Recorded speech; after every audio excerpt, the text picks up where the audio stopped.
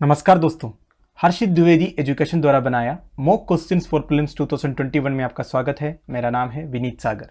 23 जनवरी 2021 का important questions क्या क्या है देखते हैं। आगे जाने से पहले दोस्तों लेक्चर पर लाइक का बटन जरूर दबाइएगा। चैनल को अब तक सब्सक्राइब नहीं किया है तो सब्सक्राइब भी कीजिएगा। हमें सपोर्ट करने के लिए आप चैनल के मेंबर बन सकते हो ज्वाइन बटन दबा के। Question number 1, The Treaty on Prohibition of Nuclear Weapons entered into force on January 22, 2021. Consider the following statements which are correct. Video pose कीजिए और आंसर बताइए। आई होप आपने आंसर किया होगा। Now the answer is option A, 1 and 2 only. तो statement 3 इधर गलत है। पहले हम एक्सप्लेनेशन देखते हैं, इसके बाद हम क्वेश्चन पर आएंगे। Treaty on prohibition of nuclear weapons दोस्तों ये अडोप्ट किया था जुलाई 7, 2017 को। 3 साल हो चुका है। अब ये जनवरी 22, 2021 को फोर्स पे आ गया। The treaty is the first legally binding international agreement that aim to eliminate nuclear weapons completely nuclear weapons को एलिमिनेट करने वाला एक ट्रीटी है, treaty on prohibition of nuclear weapons. देखो दोस्तों, treaty United Nations General Assembly ने 2017 में approve किया था, पर only 120 members have sign the treaty. Major nuclear power जो है ना दोस्तों, वो लोग इस ट्रीटी में साइन नहीं किया है। कौन कौन सा देखो, बेसिकली इंडिया तो है, और China, US, France, Japan, north Korea, Russia, Pakistan, Israel, ये सब न्यूक्लियर पावर्स ने इंक्लूडिंग इंडिया इस ट्रीटी पर साइन नहीं किया है। Treaty prohibits the use of nuclear weapons on national territories. Basically complete nuclear weapons का एलिमिनेशन इस ट्रीटी का मकसद है, पर मेजर न्यूक्लियर पावर्ड कंट्रीज जो है इस पर साइन नहीं किया है। ठीक है, इतना ही जानिए। और देखो 2020 का एस्टिमेट से ये पता चल गया कि टोटल ग्लोबल न्यूक्लियर वारहेड जो है दुनिया में 13,500 है। Of this more than 90% belongs to Russia and United States, right. इसमें सबसे ज्यादा किसके पास है? रशिया के पास है। कितना? 6,375। ये जो डाटा है चेंज भी हो सकता है, थोड़ा ज़्यादा भी हो सकता है। तो 6,300 के आसपास है रशिया के पास न्यूक्लियर वॉरहेड्स। सेकंड आता है यूनाइटेड स्टेट्स, ठीक है। चाइना के पास 320 है। अब हम क्वेश्चन पर आएंगे दोस्तों। देखो स्टेटमेंट 1 क्या कह रहा है? Treaty is the first legally binding international agreement that aim to eliminate nuclear weapons completely. ठीक है, तो पहला ऐसा इंटरनेशनल एग्रीमेंट है जिसमें complete elimination of nuclear weapons की बात किया जा रहा है। तो स्टेटमेंट 1 सही है। आप मुझे कमेंट बॉक्स में ये बताइए, सबसे आपको क्या लगता है सबसे पावरफुल ऐसा इंटरनेशनल ट्रीटी क्या है जो न्यूक्लियर वेपन्स के बारे में है? मुझे कमेंट बॉक्स में बताइए आपको क्या लगता है सबसे पावरफुल ट्रीटी कौन सा है। The treaty was approved by the United Nations General Assembly in 2017, बिल्कुल सही। According to 2020 estimates, USA has highest number of nuclear warhead inventories. ये गलत है, रशिया के पास है सबसे ज्यादा, पर पूरा देखा जाएगा तो 90% जो है यूएसए एंड रशिया के पास है nuclear warheads. Question number 2. The Supreme Court recently upheld the validity of Section 32 alpha of the Insolvency and Bankruptcy Code. Consider the following statements which are correct. Video pose कीजिए और answer बताइए। I hope आपने answer किया होगा। Now the answer is option C, both 1 and 2। दोस्तों दोनों statement सही है। एक इंपॉर्टेंट न्यूज़ है, इंसॉल्वेंसी एंड बैंक्रप्सी कोड के अंदर एक सेक्शन 32 अल्फा है। कुछ पिटिशनर्स ने ये फाइल किया था कि सेक्शन 32 अल्फा जो एक कोड के अंदर है ये गलत है, ये नहीं होना चाहिए करके। तो सुप्रीम कोर्ट ने अपना डिसीजन दे दिया सारी स्क्रूटनी करने के बाद कि सेक्शन 32 अल्फा जो है इट इज वैलिड, ये होना चाहिए। अब आप सोच रहे होंगे सेक्शन 32 अल्फा है।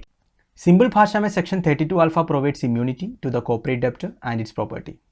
मैं आपको समझाता हूँ ये क्या है। दोस्तों मान लो एक कंपनी है, वो कंपनी ऑन द रन बहुत लॉस में चला गया और बाद में जाके बैंकरप्ट हो गया। अब कंपनी के पास ऑप्शन ये है, इंसॉल्वेंसी एंड बैंकरप्सी कोड के अनुसार वो इंसॉल्वेंट डिक्लेयर कर सकता है।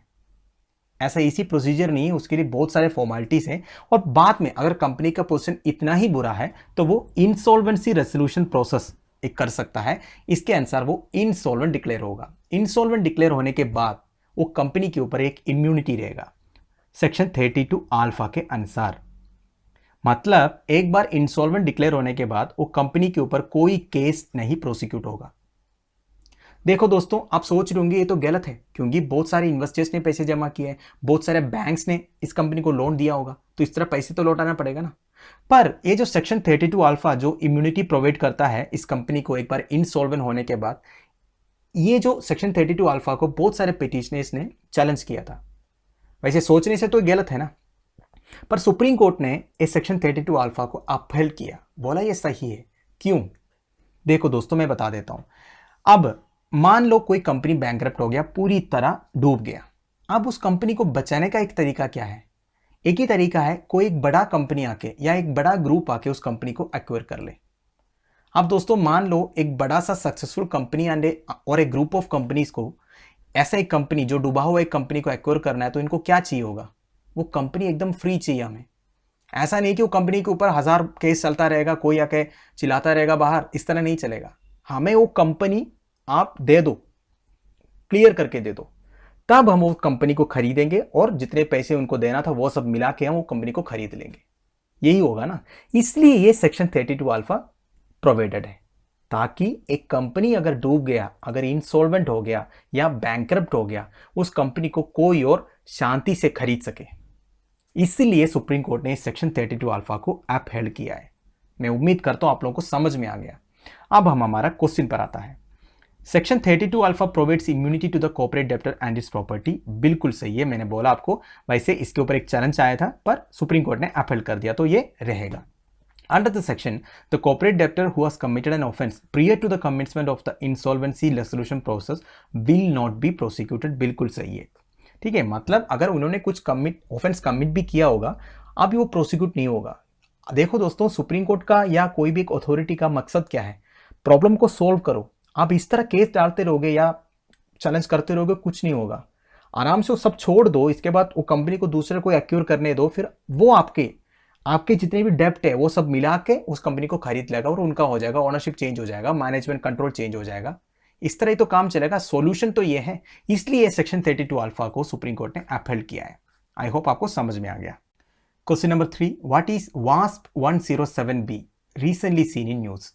वीडियो पॉज कीजिए और आंसर बताइए। आई होप आपने आंसर किया होगा। Now the answer is option A super Neptune exoplanet. दोस्तों, इस तरह की जो टर्म्स आता है, चाहे वो साइंस से रिलेटेड हो, स्पेस से रिलेटेड हो, ज्योग्राफी से रिलेटेड हो या मेडिकल साइंस से रिलेटेड हो, हमारी यूपीएससी प्रीलिम्स की पर्सपेक्टिव में इंपॉर्टेंट है। आपको इतना तो मालूम होना चाहिए वो है क्या। सिंपल डेफिनेशन मालूम रखो। अब देखो, wasp 107B is an exoplanet and was discovered in 2017। देखो, वास्प 107B एक एक्सोप्लैनेट है। एक्सोप्लैनेट का मतलब ये होता है दोस्तों, हमारे सोलर सिस्टम के बाहर है, मतलब वो सन को ऑर्बिट नहीं कर रहा है। सन सोलर सिस्टम के बाहर कोई एक स्टार होगा, उस स्टार को ऑर्बिट कर रहा होगा। वास्प 107B is a super Neptune exoplanet. अब ये सुपर नेपट्यून क्या है? Super Neptune exoplanet is a planet that is more massive than Neptune. देखो, नेपट्यून से मैसिव जो प्लैनेट रहता है उसको सुपर नेपट्यून बोलता है, कभी कभी उसको सब साटेन भी बोलता है। ये सब डिफरेंशिएट करने का एक एक तरीका इस तरह की नाम देता है। They are 5 to 7 times as large as the earth. अर्थ से 5 से 7 बार बड़ा है। इट ऑर्बिट्स द स्टार वास्प 107, इसलिए नाम है दोस्तों वास्प 107B। मतलब ये जैसे अर्थ सन को ऑर्बिट करता है, वैसे वास्प 107B जो एक्सोप्लैनेट है वो वास्प 107 को ऑर्बिट करता है। It is 200 light years away from Earth. अर्थ से 200 लाइट ईयर्स दूर है। It is located in the constellation Virgo. दोस्तों, आप मुझे ये बताइए, हमारी सन जो है कौन से कॉन्स्टेलेशन में आता है? कमेंट बॉक्स में बताइए। तो हमारा आंसर हमें इधर मिल गया, option A super Neptune exoplanet. Question number 4, prime minister Narendra Modi and Chinese president Xi Jinping are to participate in the Davos agenda summit. Consider the following statements which are correct. Video post कीजिए और answer बताइए।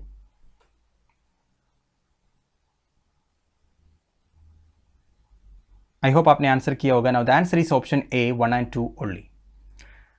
सबसे पहले हम explanation देखेंगे, इसके बाद हम क्वेश्चन पर आएंगे। देखो दोस्तों, न्यूज़ आया था prime minister Narendra Modi and Chinese president Xi Jinping participate करेंगे डावोस एजेंडा समिट। अब ये डावोस एजेंडा समिट क्या है? डावोस जो है स्विट्जरलैंड में एक जगह है, इसलिए नाम दिया हुआ है डावोस एजेंडा समिट। ये हर साल होता है। ये ऑर्गेनाइज करता है वर्ल्ड इकोनॉमिक फोरम। तो आप समझ गए होंगे ये कोई इंटर गवर्नमेंटल मीटिंग नहीं है, जैसे G7, G20, G5 इस तरह कोई मीटिंग नहीं है। ये वर्ल्ड इकोनॉमिक फोरम ऑर्गेनाइज करता है। अब देखो दोस्तों, ये जो डावोस एजेंडा समिट है ना, इसका कोई पर्टिकुलर टॉपिक नहीं होता। इसमें बहुत सारी चीजें डिस्कस करते हैं और इसमें ये नहीं कि only heads of the state he attend करते हैं। इसमें कई सारे business leaders, entrepreneurs, climate activist, ये सारे अटेंड करते हैं और सब साथ मिलकर जो इन्फ्लुएंशियल लीडर्स है, इन्फ्लुएंशियल बिजनेस हेड्स है, ये सब साथ मिलकर ये डिस्कस करते हैं, जो अर्जेंट इंपॉर्टेंस की चीजें हैं ना वो डिस्कस करते हैं एक अच्छा सोल्यूशन निकालने के लिए। जैसे अब देखो, एक ग्रेट रीसेट इनिशिएटिव इस बार शुरू होने वाला है, great reset initiative of world Economic Forum, ये जो डावोस एजेंडा समिट में डिस्कस होगा। ये ग्रेट रीसेट इनिशिएटिव ये है, कोविड-19 पैंडेमिक से हमारे जो ग्लोबल इकोनॉमी जो प्रॉब्लम्स हुए उससे कैसे रिकवर हो सकता है, तो इसके बारे में अभी जो डावोस एजेंडा समिट होने वाला है इसमें डिस्कस करेंगे। ठीक है, इस साल का थीम यह है stakeholders for a cohesive and sustainable world. अब देखो, इसकी 4 मेजर ऑब्जेक्टिव्स है जो डावोस एजेंडा समिट 2021 का, ये लिखा है क्लाइमेट एंड एनवायरमेंटल चैलेंजेस है, transform industries into more inclusive business models है, govern technologies driving the fourth industrial revolution. तो इस तरह की जितनी भी चीजें जो हमारे इंप्रूवमेंट के लिए यूज हो सकता है, ठीक है, इस तरह की चीजें डिस्कस होता है। और ये नहीं कि यही डिस्कस होता है, इंटरनेशनल जो टेंशन है वो भी डिस्कस होता है। जैसे अमेरिका फर्स्ट पॉलिसी अभी आया था, अमेरिका ने जो सैंक्शंस लगा रखा है उसके ऊपर डिस्कस करेंगे। ठीक है, तो ऐसे पब्लिक एंड जनरल इंपॉर्टेंस की चीजें भी ये जो समिट में डिस्कस होता है। अब हमारे क्वेश्चन पर आता है दोस्तों। स्टेटमेंट 1 ये कहता है Davos is the informal name of the annual 4-day conference held by World Economic Forum. बिल्कुल सही है, वर्ल्ड इकोनॉमिक फोरम ये ऑर्गेनाइज करता है। Great reset initiative is a proposal included in the Davos summit to rebuild the economy. तो great reset initiative जो है Davos summit में इस बार डिस्कस होगा। It is an intergovernmental conference attended by only heads of state. ये गलत है, मैंने आपको बता दिया, ये इंटरगवर्नमेंटल कॉन्फ्रेंस नहीं है सबसे पहली बात, और इसमें only heads of the state नहीं है, बिजनेस लीडर्स भी आते हैं। Right. Question number 5, consider the following statements which are correct. Video pause कीजिए और आंसर बताइए। आई होप आपने आंसर किया होगा। Now the answer is option D, all of the above. सबसे पहले हम एक्सप्लेनेशन देखेंगे। दोस्तों, मिनिमम सपोर्ट प्राइस का बेसिक डेफिनेशन क्या है? This is an agriculture product price set by government of India to purchase directly from farmer. देखो दोस्तों, हार्वेस्ट के बाद अगर ओपन मार्केट में कोई क्रॉप का प्राइस लेस है, फार्मर को अगर लॉस हो रहा है, तो गवर्नमेंट ऑफ इंडिया क्या करता है, फार्मर से डायरेक्टली परचेस करता है, और गवर्नमेंट ऑफ इंडिया एक मिनिमम सपोर्ट प्राइस प्रोवाइड करता है जो फार्मर्स को लॉस से बचा सके। पर दोस्तों, एमएसपी की एक प्रॉब्लम ये है कि this is not enforceable by law. वैसे गवर्नमेंट जो है साल में 2 बार, राबी सीजन, खरीफ सीजन के टाइम पे एमएसपी रिवेस करके फार्मर से खरीदते हैं। टोटल 22 क्रॉप के लिए एमएसपी अवेलेबल है, पर ये एनफोर्सेबल बाय लॉ नहीं है, मतलब कोई स्टैट्यूटरी बैकअप नहीं है एमएसपी का। इसलिए फार्मर्स जो है अभी दिल्ली में प्रोटेस्ट कर रहा है। एक डिमांड उनका वो है कि एमएसपी के लिए एक लीगल गारंटी बनाओ, इसको एक लॉ बनाओ। ठीक है, अब डिस्कस करते हैं price determination of sugar cane. Sugar cane का प्राइस कौन डिटरमाइन करता है? देखो, central government announces fair and remunerative prices which are determined on recommendation of commission for agriculture cost and prices. ये जो कमीशन है ना दोस्तों, commission for agriculture cost and prices, ये रिकमेंड करते हैं। वैसे एमएसपी भी यही रिकमेंड करते हैं, इसके बाद गवर्नमेंट इसको इंप्लीमेंट करते हैं। अब देखो, शुगर केन के लिए एक फेयर एंड रेम्यूनरेटिव प्राइस का सिस्टम है।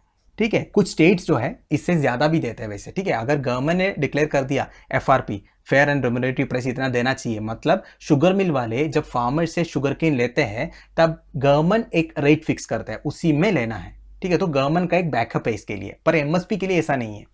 अब देखो, commission for agriculture cost and prices के बारे में, ये कमीशन जो है ministry of agriculture and farmers welfare में अटैच्ड है। जनवरी 1965 में ये एक्सिस्टेंस में आया था। It is an advisory body. ठीक है, एडवाइजरी बॉडी है, इसकी रिकमेंडेशन जो है गवर्नमेंट के ऊपर बाइंडिंग नहीं है, ध्यान दीजिएगा। Commission for agriculture cost and prices recommends MSP for 22 crops. मैंने आपको बता दिया ऑलरेडी, 22 क्रॉप्स के लिए एमएसपी रिकमेंड करते हैं commission for agriculture cost and prices. अब हमारे क्वेश्चन पर आता है। देखो दोस्तों, currently there is no statutory backing for MSP. बिल्कुल सही है, इसलिए तो फार्मर प्रोटेस्ट कर रहा है। Commission for agriculture cost and prices recommends MSP for 22 crops. बिल्कुल सही है। Sugarcane is the only crop in which there is a compulsion to pay the government announced MSP thrust on the private trade industry। देखो दोस्तों, सही है, क्योंकि एक ही crop है शुगर के जिसमें एफआरपी मिलता है, फेयर एंड रेम्यूनरेटिव प्राइस। जो शुगर मिल्स वाले शुगर केन जब खरीदते हैं फार्मर से, उनको एफआरपी के हिसाब से पैसे देना होता है। तो ये स्टेटमेंट बिल्कुल सही। It is only crop in which there is a compulsion to pay the government announced MSP. एक कंपल्शन है, ठीक है, मतलब देना ही देना है शुगर मिल वालों को पैसे, जो गवर्नमेंट डिसाइड करता है। तो ये भी स्टेटमेंट हमारा सही है। राइट। तो दोस्तों, हमारे डेली 5 मॉक क्वेश्चन इधर खत्म हो रहा है। कल मैंने एक क्वेश्चन पूछा था, answer is all are visible. Mercury, Venus, Mars, Jupiter, चारों प्लैनेट्स जो है नेकेड आई से विजिबल है। सैटर्न भी वैसे विजिबल है, पर सैटर्न के राउंड में जो रिंग्स है दोस्तों, इस तरह जो एक रिंग्स आता है, वो रिंग्स जो है हमें ओनली टेलीस्कोप से ही दिखाई देगा। राइट। आज का क्वेश्चन देख लो। मट्टूर और Mathur is a village in Shimoga district near the city of Shivamogga in Karnataka state, India, known for usage of which language for day-to-day communication, although the general language of state is Kannada। Question को ध्यान से पढ़िए और इस question का answer आप मुझे comment box में बता दीजिएगा। तो दोस्तों, हमारे वीडियो इधर खत्म कर रहा हूँ। मैं उम्मीद करता हूँ आप लोगों को मेरे वीडियो से कुछ यूज़ मिल रहा है। मैक्सिमम शेयर कीजिएगा, व्यूज़ बहुत कम है, आपको पता ही है।